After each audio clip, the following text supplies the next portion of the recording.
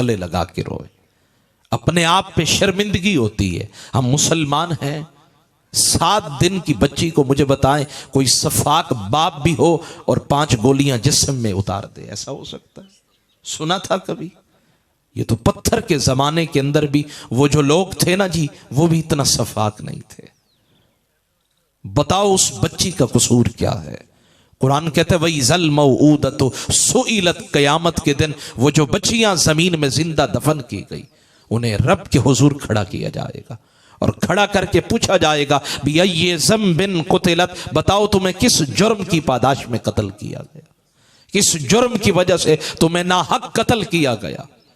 और जिस जालिम ने सिर्फ इस बिना पे, या कोई भी वजह थी, कोई भी सबब था, लेकिन कोई भी माशरा, मेरे महबूब का दीन तो बिल्कुल कतन इजाजत नहीं देता है किसी काफिर की भी नाजायज और ना हक तरीके से अगर जान ली जाए, तो रसूलुल्लाह की शरीयत तो इसकी भी इजाजत नहीं देती। जाए कि एक बाप होकर 7 दिन की बच्ची, आप सोचे ना, बच्चे पैदा होते हैं उनका जिस्म कितना नाजुक होता है। पहले उसने फर्श पे दे मारा और फिर उसके बाद उस जालिम ने 5 गोलियां उस मासूम बच्ची के जिस्म में उतारी।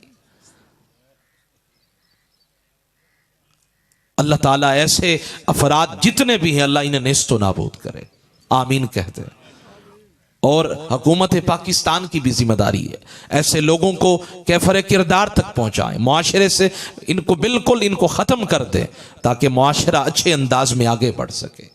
महबूब की सिर्फ 2-3 सीरत की बातें ये अर्ज करना चाहता हूं। मोहब्बतें बांटें, प्यार बांटें, नफरतें खत्म करें।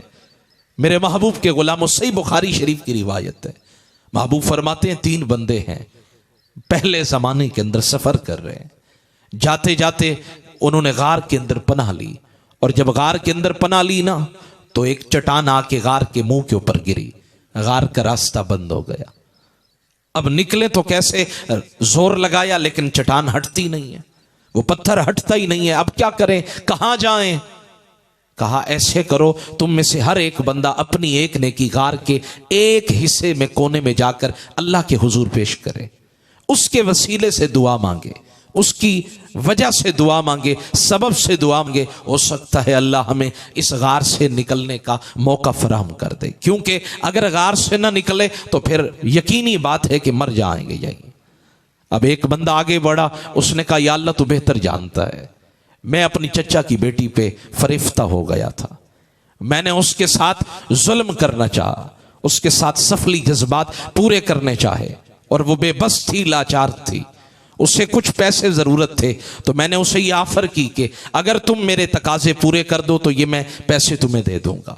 और जब मैं बिल्कुल उस पे कुदरत पा चुका, गुनाह करने के बिल्कुल करीब था, तो वो एकदम तड़पने लगी, रोने लगी, आंसू बहाने लगी। तो मैंने पूछा तुम्हारी आंखें क्यों बह रही है? उसने कहा मैं अल्लाह से खौफ खा रही हूं, कोई और देखे ना देखे लेकिन अर्श का रब तो देख रहा है, सारी कायनात का खालिक तो देख रहा है ना।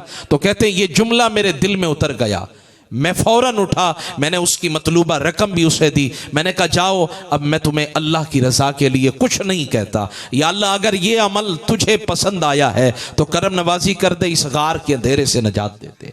वो चट्टान थोड़ी सी हट गई। अब दूसरा बंदा आगे बढ़ा, वो कहने लगा या अल्लाह तू बेहतर जानता है, एक बंदा मेरे पास आया, उसने मजदूरी की, वो शाम को वापस चला गया, उसने मजदूरी वापस नहीं ली, मैंने उसकी मजदूरी को इन्वेस्ट किया, मैंने लगाया, कुछ बकरियां खरीदी, उनकी देखभाल की, वो बकरियां बढ़ते बढ़ते रेवड़ बन गया, फिर उससे एक और रेवड़ बना, और रेवड़ बना, बकरियां बढ़ती गई बढ़ती गई बढ़ती गई। और एक दिन फिर वो लौट के आया, और जब वो लौट के आया तो उसने कहा यार मैं फकीर हो चुका हूं, मेरे घर में फक्र है, गुर्बत है, हो सके तो मेरी मदद कर दे।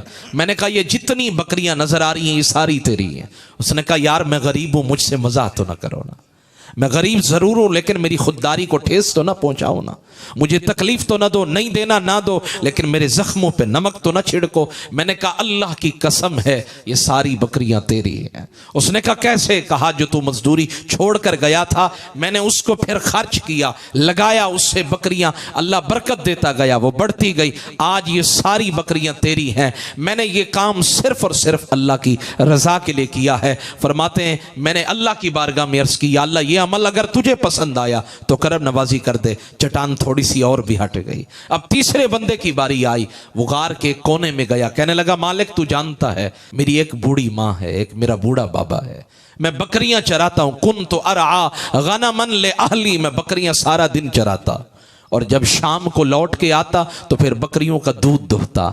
दूध दोहकर मेरे बच्चे भूख से बिलक रहे होते, लेकिन पहले उनको ना पिलाता, पहले बूढ़ी माँ को बूढ़े बाबा को पिलाता।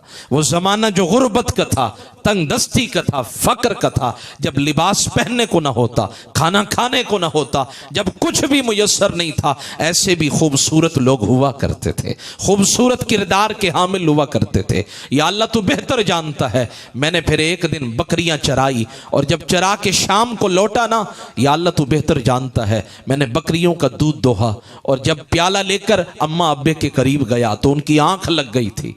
मेरी बीवी कहने लगी बच्चों को बड़ी भूख लगी है, इनको दूध पिला दो। मैंने कहा नहीं पिलाऊंगा, पहले माँ पिएगी, बाबा पिएगा, फिर बाद में ये पिएंगे।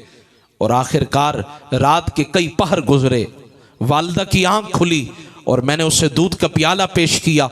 मेरी माँ बड़ी राजी हुई और उसके बाद मैंने अपने बच्चों को दूध पिलाया। या अल्लाह अगर ये अमल तुझे पसंद आया तो मुझे इस गार के अंधेरे से नजात दे दे। फरमाते हैं ये दुआ करने की देर थी, अल्लाह ने चट्टान को हटा दिया। अगर गारों से नजात, अंधेरों से नजात माओं से हुस्न सलूक करने की बिना पे मिल सकती है तो फिर कब्र के अंधेरों से नजात भी माओं से हुस्न सलूक करने की बिना पे मिल सकती है। महबूब अलैहिस्सलातु वस्सलाम, हजरत इमाम मुस्लिम इमाम बुखारी कहते हैं लम्मा मातत फातिमा उम्मु अली रज़ियल्लाहु ताला अन, फरमाते हैं जब मौला अली पाक की वालदा पाक हजरत फातिमा बिनते असद का इंतकाल हुआ, महबूब ने पता है क्या किया, हम तो सगी माँ का एहतराम नहीं करते, दूध पिलाने वाली माँ का एहतराम नहीं करते। हजरत फातिमा बिनते असद मेरे महबूब से मोहब्बत करती थी। जब उनका इंतकाल हुआ ना तो खला कमीसहू, महबूब ने अपना जुब्बा उतार के दे दिया, फरमाया मेरी माँ को इसके अंदर कफन दो। और फिर उसके बाद वत्तजाफी कब्रिहा, जब कब्र बन गई तो महबूब कब्र में लेट गए, महबूब कब्र में लेट गए, कब्र में लेट गए।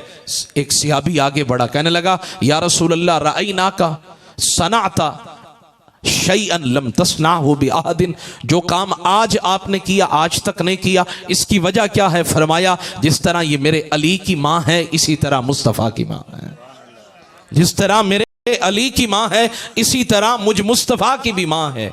और इसने मुझसे मोहब्बत की थी, मेरी खिदमत की थी, मुझे नवाजा करती थी, मुझसे प्यार किया करती थी। आज उसी का हक अदा करते हुए मैंने इसलिए ये कमीज दिया ताकि अल्लाह इसे जन्नत का लिबास पहनाए। या रसूलल्लाह कब्र में क्यों लेटे हैं? फरमाया इसलिए ताकि अल्लाह ताला इसकी कब्र को नूर से भर दे। मैंने कहा अगर मौला अली पाक की माँ के साथ महबूब का ये हुस्न सलूक है, ये सारी उम्मत को दर्स है, पैगाम है माओं की कदर करना, माओं का एहतराम करना, माओं को कभी गालियां न देना, माओं को कभी धक्के न देना, कभी माँ को झिड़क के बात न करना, तलख लहजे में गुफ्तगू न करना, कभी माओं के साथ ऐसा नाजेबा रवैया न इख्तियार करना जिससे उनकी आंखें बह पड़े। इकबाल अपने लहजे में कहता है उम्र भर तेरी मोहब्बत मेरी खिदमत कर रही, मैं तेरी खिदमत के काबिल जब हुआ तू चल बसी। उम्र भर तेरी मोहब्बत मेरी खिदमत कर रही, सारी जिंदगी तूने पाला पूसा जवान किया बड़ा किया करने के बाद, लेकिन जब उम्र भर तेरी मोहब्बत मेरी खिदमत कर रही, मैं तेरी खिदमत के काबिल जब हुआ तू चल बसी। और आखिरी जुमला मैंने तय्यब अर्दगान को देखा कि वो तर्किश जबान के अंदर शायर मशरिक के अशार को बयान कर रहा है एक बहुत बड़े मजमा के अंदर। मैंने इकबाल की कब्र की तरफ चेहरा किया, मैंने कहा इकबाल ये मकाम कैसे मिला? जवाब आया तरबियत से तेरी मैं अंजुम का हम किस्मत होगा। माँ की तरफ चेहरा करके इकबाल अपने कलम को रक्स करते हुए सफ़ाए किरतास पे लिखते हैं। यूरोप में बैठकर माँ की याद में वो अशार लिखते हुए कहते हैं सुनो तरबियत से तेरी मैं अंजुम का हम किस्मत हुआ, अंजुम का हम किस्मत हुआ, मेरे अजदाद का घर सरमाया इज्जत हुआ। माँ ये सारी तेरी तरबियत के गौहर हैं, ये सारी तेरी मेहनत है, ये तेरा कमाल है। ये रंग और ये बहारें ना होती तो आज इकबाल इकबाल ना होता, ये बहारें ना होती, ये तूती ना बोलता, इकबाल के रंग ना होते। इकबाल का लहजा आता है तो यूं लगता है लहजा जिब्रील आ गया है, इकबाल बोलता है तो यूं लगता है जैसे किसी ने सूरह इस्रा इसराफील फूंक दिया है। इकबाल के शेर पढ़े जाएं तो तने बेतवा में बेनातवा में जान आ जाती है। यूं लगता है जैसे मुर्दा बदन में जान आ गई, मुर्दा अफकार और नजरियात में जान आ गई। इकबाल बोलता है तो यूं लगता है जैसे अल्लाह ताला ने करम नवाजी कर दी है, जन्नत की फुवार आ गई। इकबाल ये कमाल कैसे मिला? जवाब आया माँ की मोहब्बत, माँ का अदब और माँ के एहतराम की बिना पे। मैं दुआ करता हूँ अल्लाह ताला ये मेरे टूटे फूटे जुमले अपनी बारगाह में कबूल फरमाए। भाई अब्दुल्ला